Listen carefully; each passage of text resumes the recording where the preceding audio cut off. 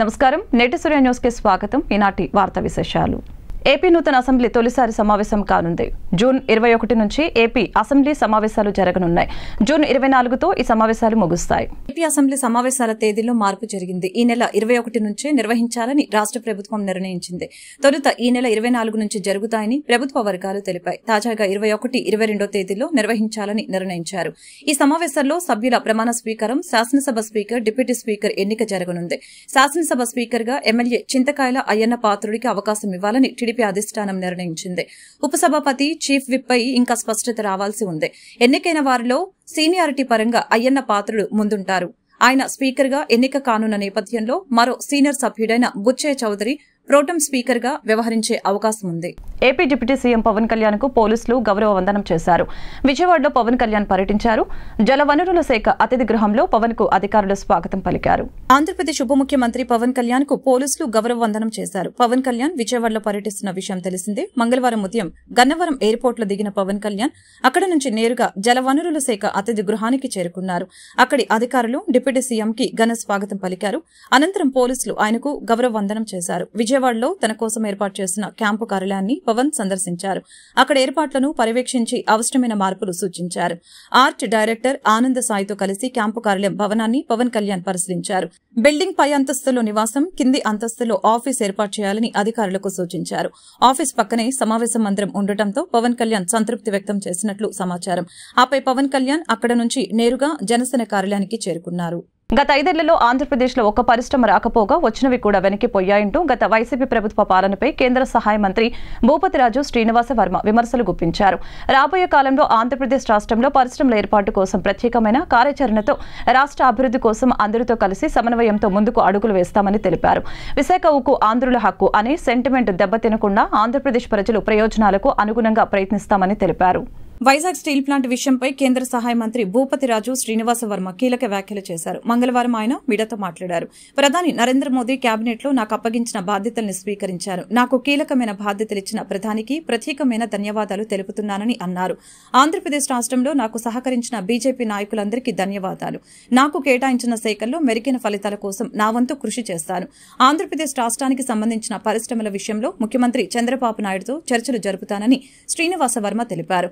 గత 5 ఏళ్లలో ఆంధ్రప్రదేశ్లో ఒక్క పరిశ్రమైనా తీసుకుని రాలేదని, వచ్చినవి కూడా వెనక్కిపోయాయంటూ గత వైసీపీ ప్రభుత్వ పాలనపై శ్రీనివాస వర్మ విమర్శలు గుప్పించారు. రాబోయే కాలంలో ఆంధ్రప్రదేశ్ రాష్ట్రంలో పరిశ్రమల ఏర్పాటు కోసం ప్రత్యేకమైన కార్యాచరణతో రాష్ట్రం అభివృద్ధి కోసం అందరితో కలిసి సమన్వయంతో ముందుకు అడుగులు వేస్తామని తెలియజేశారు. విశాఖ ఉక్కు ఆంధ్రుల హక్కు అనే సెంటిమెంట్ దెబ్బతినకుండా ఆంధ్రప్రదేశ్ ప్రజల ప్రయోజనాలకు అనుగుణంగా ప్రయత్నిస్తామని అన్నారు. ముఖ్యమంత్రి చంద్రబాబు నాయుడు పవన్ కళ్యాణ్ తో ప్రధాని నరేంద్ర మోదీ, కేంద్ర ఆర్థిక శాఖ మంత్రిని కలిసి విశాఖ స్టీల్ ప్లాంట్లో గల సమస్యలు, ఉద్యోగుల భద్రత, ఆంధ్రప్రదేశ్ ప్రజల ఆశలకు అనుగుణంగా ముందుకు అడుగులు వేస్తామని అన్నారు.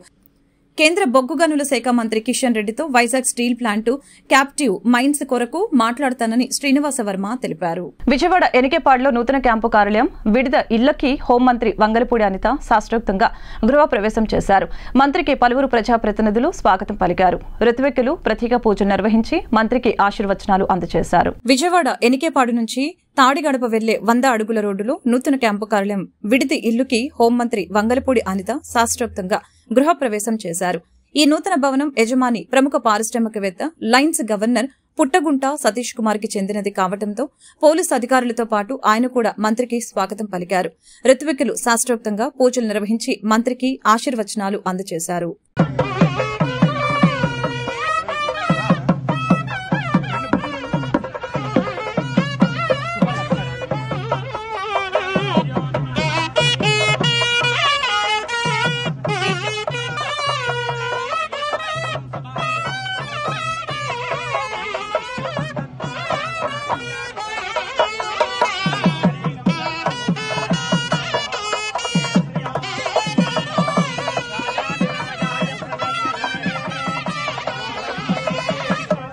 ఏపీ వ్యవసాయ శాఖ మంత్రి అచ్చెన్నాయుడు చేసిన వ్యాఖ్యలు వైరల్ అవుతున్నాయి. ఇకపై టీడీపీ కార్యకర్తలు ప్రభుత్వ కార్యాలయాలకు వెళ్లేటప్పుడు పసుపు బిల్ల పెట్టుకుని వెళ్తే వారికి గౌరవ మర్యాదలు ఉంటాయని అన్నారు. ఇలా పసుపు బిల్లతో వచ్చిన వారికి కుర్చీ వేసి టీ ఇచ్చి వారికి ఏ పని కావాలో అది చేసి పెడతారని అన్నారు. అలా తాను అధికారులకు ఆదేశాలు ఇస్తానని అచ్చెన్నాయుడు చెప్పారు. పసుపు బిల్ల తీసుకువెళ్తే పని పోతుందంటూ ఆయన చేసిన వ్యాఖ్యలు వీడియో ఇప్పుడు వైరల్ అవుతోంది. 5 సంవత్సరాల అవస్థలు పడ్డారు, 5 సంవత్సరాల అవమానాలు పడ్డారు. నేను మాటిస్తున్నాను, రేపటి నుంచి అధికారులకు సమావేశం పెట్టి చెప్తాను. రేపటి నుంచి ప్రతి కార్యకర్త ఎస్ఐ దగ్గరికి వెళ్ళినా, ఎంఆర్ఓ దగ్గరికి వెళ్ళినా, ఎండిఓ దగ్గరికి వెళ్ళినా, ఏ ఆఫీస్కి వెళ్ళినా మీరు పసుపు బిల్ల పెట్టుకొని వెళ్ళండి.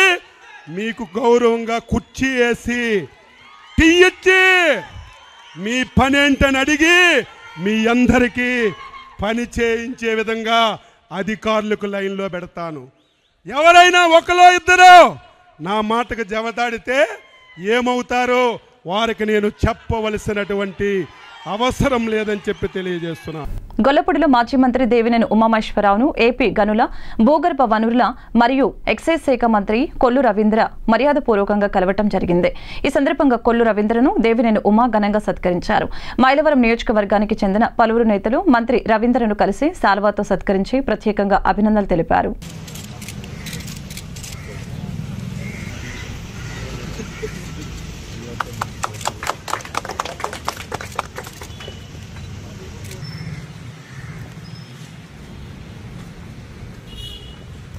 ఏపీ మాజీ ముఖ్యమంత్రి వైసీపీ అధినేత వైఎస్ జగన్ రేపు పులివెందుల వెళ్లనున్నారు. ఎన్నికలు ముగిశాక తొలిసారి సొంత నియోజకవర్గంలో పర్యటించనున్నారు. బుధవారం నాడు గన్నవరం నుంచి బయలుదేరి మధ్యాహ్నం 3 గంటలకు కడప విమానాశ్రయానికి చేరుకోనున్న జగన్ అక్కడి నుంచి రోడ్డు మార్గంలో పులివెందుల చేరుకుంటారు. జగన్ 2 రోజుల పాటు పులివెందుల్లోనే ఉంటారు. రాయలసీమ జిల్లాల పార్టీ నేతలు, కార్యకర్తలతో సమావేశాన్ని నిర్వహించి వారికి భరోసా ఇవ్వనున్నారు. ఈ నెల 21న పులివెందుల నుంచి బయలుదేరి తాడేపల్లి తిరిగి రానున్నారు.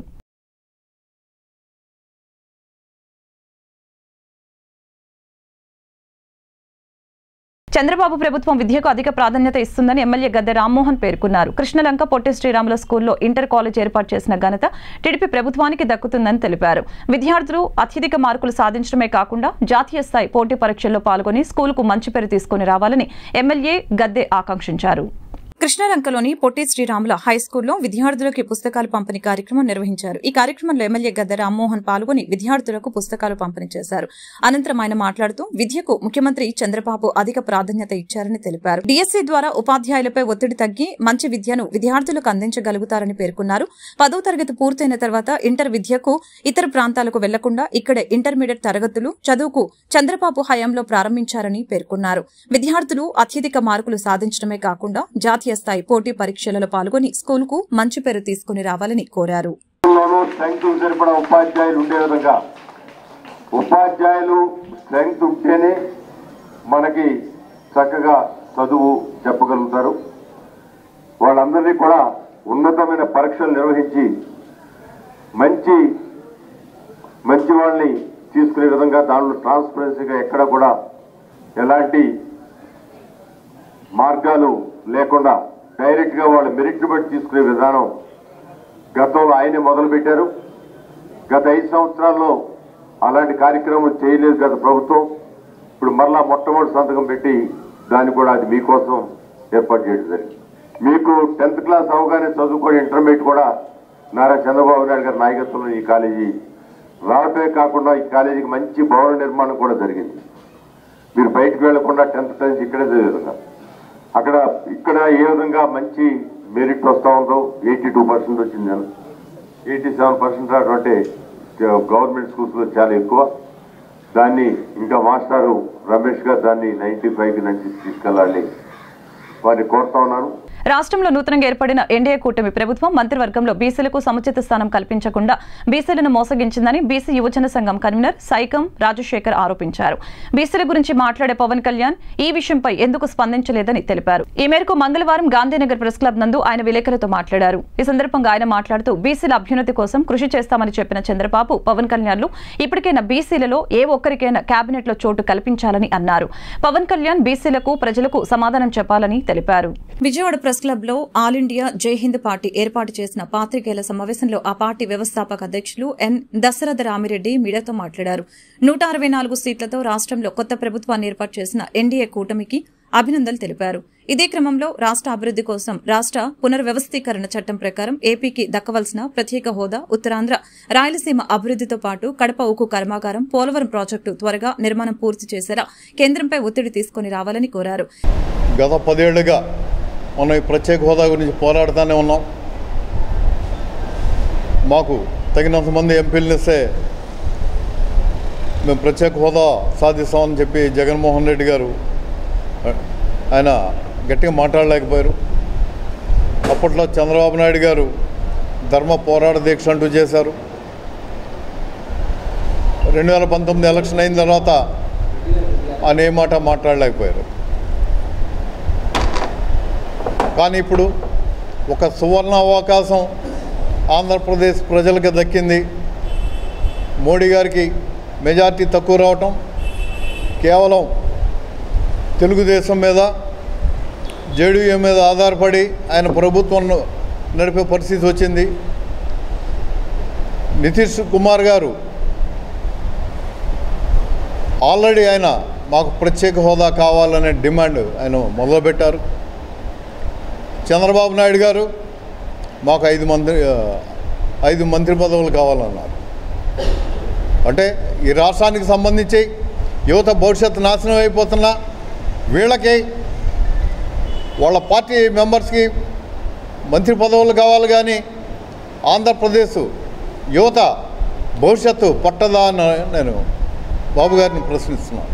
విశాఖ ఉక్కు ప్రైవేటీకరణ అడ్డుకోవాలంటూ పిలుపునిచ్చారు. మోడీ ముందు మోకరిల్లకుండా రాష్ట్ర ప్రజల సంక్షేమం కోసం కేంద్రం ఇచ్చిన హామీలు నెరవేర్చేలాగా కృషి చేయాలని తెలిపారు. ఈ సాధనలో రాష్ట్ర ప్రభుత్వానికి తమ వంతు సహాయ సహకారాలు అందిస్తామని తెలిపారు. అలా జరగని పక్షంలో రాష్ట్ర ప్రయోజనాల దృష్ట్యా ప్రజాక్షేత్రంలో పోరాటాలకు సైతం వెనకాడబోమంటూ స్పష్టం చేశారు. అలాగే పవన్ కళ్యాణ్ గారు అప్పట్లో ఒంటికి కారం పూసుకోండి, సత్తా లేదా పౌరుషం లేదా అని మాట్లాడారు. పవన్ కళ్యాణ్ గారు దయచేసి ఏంటంటే ఆ సత్తా మీకు మాత్రమే ఉందని మేము నమ్ముతున్నాం. ఈ రాష్ట్ర యువత గురించి భవిష్యత్తు గురించి ఆలోచించే సత్తా పవన్ కళ్యాణ్ గారికి మాత్రమే ఉంది. చంద్రబాబు నాయుడు గారు ఆయనకు అనవసరం, ప్రజల సంక్షేమం పట్టదు. పవన్ కళ్యాణ్ గారు మీరు ఖచ్చితంగా ఇనిషియేటివ్ తీసుకొని ఈ రాష్ట్రానికి ప్రత్యేక హోదా, విభజన హామీలని అమలుపరిచే దిశగా మీరు అడుగు వేస్తారని మేము ఆశిస్తున్నాం. రేపు జూన్ 22 నుంచి పార్లమెంట్ సమావేశాలు జరుగుతున్నాయి. ఆ పార్లమెంట్ సమావేశాల్లో ఎంపీలందరూ కూడా గట్టిగా డిమాండ్ చేయాల్సిన ఆవశ్యకత ఉంది. మొన్న ఏలూరు ఎంపీ పుట్టా మహేష్ గారు ఒక స్టేట్మెంట్ ఇచ్చారు. పార్లమెంట్లో మేము కాగితం ఇస్తాం, ప్రత్యేక హోదా కాగితం మేము కాగితం ఇస్తామని. అయ్యా మహేష్ గారు, ఆ పరిస్థితి దాటిపోయింది. కాగితాలు డిమాండ్లు అయిపోయినాయి. మీకు తెలియకపోతే మీ సీనియర్ ఎంపీలు అప్పట్లో 2014లో గెలిచిన ఎంపీలను అడగండి. రాష్ట్రంలో నూతనంగా ఏర్పాటైన ప్రభుత్వం విభజన హామీలు నెరవేర్చే దిశగా కేంద్ర ప్రభుత్వంపై ఒత్తిడి తీసుకుని రావాలని ఆల్ ఇండియా జై హింద్ పార్టీ డిమాండ్ చేసింది. టీడీపీ, జనసేన, రాష్ట్ర బీజేపీ ఆంధ్రప్రదేశ్ ప్రయోజనాల కోసం ప్రత్యేక హోదా సాధనతో పాటు విశాఖపట్నం ప్రైవేటీకరణ అడ్డుకోవాలని, ఉమ్మడి రాజధానిగా హైదరాబాద్లో కొనసాగించాలని కోరారు. డెఫినెట్గా గాంజాయి విషయంలో ఉక్కుపాదం మోపడం అన్నది ఖాయం. గంజాయి విషయంలో బతికేద్దాం, గంజాయితోనే వ్యాపారం చేసేద్దాం అనుకున్న ఎవరైనా ఈ రోజుతో క్లోజ్ చేసుకోండి. దీని మీద పర్యవేక్షణాలు చాలా సీరియస్గా ఉంటాయి.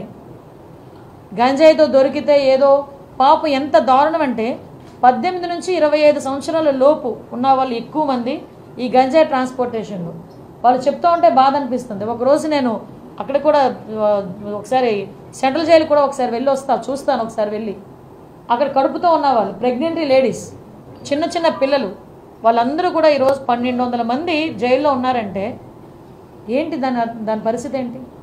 అంటే ఇన్ని సంవత్సరాలు, ఈ 5 సంవత్సరాలు విశాఖపట్నాన్ని రాజధాని చేసేస్తానని మాట్లాడి ఏందయ్యా రాజధాని చేసామంటే గంజాయికి రాజధాని చేశాడు, డ్రగ్స్కి రాజధాని చేశారు. రోడ్డు మీదకి వెళ్తా ఉంటే భయం వేస్తూ ఉంది. ఇటువంటి సిచ్యువేషన్ నుంచి కంపల్సరీగా ఒక మార్పు అయితే తీసుకురావాలి.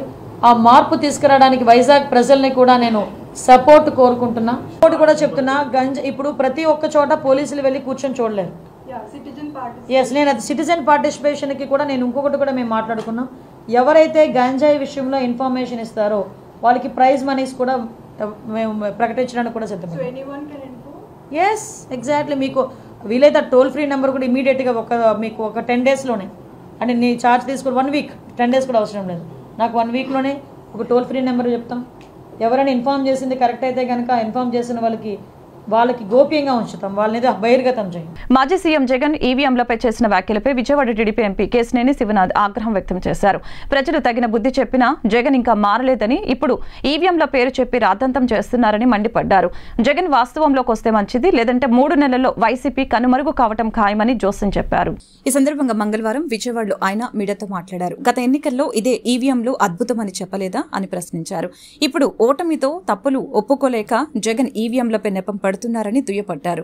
బటన్ నొక్కగానే ఏ గుర్తు అనేది కూడా స్పష్టంగా కనిపించిందని, ప్రజలంతా జగన్ పాలన వద్దని తగిన గుణపాఠం చెప్పారని కేశినేని చిన్ని అన్నారు.